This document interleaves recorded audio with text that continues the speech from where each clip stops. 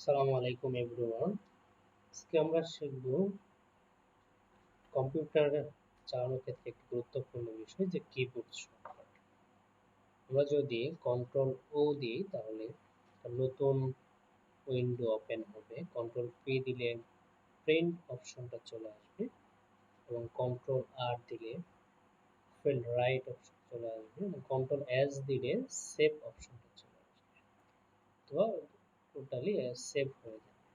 Control U দিলে underline হবে, control V দিলে কোনো কিছু কপি করা বা কাট করা কোনো ডকুমেন্ট পেস্ট হবে, কন্ট্রোল ডাব্লিউ দিলে ক্লোজ হবে, কন্ট্রোল এক্স দিয়ে কোনো ফাইলকে কাট করা যাবে, কন্ট্রোল ওয়াই দিলে রিপিট, কন্ট্রোল জেড দিলে আনডক এবং কন্ট্রোল নিউ দিলে নিউ ওয়ার্ক বুক ওপেন হবে। Thank you.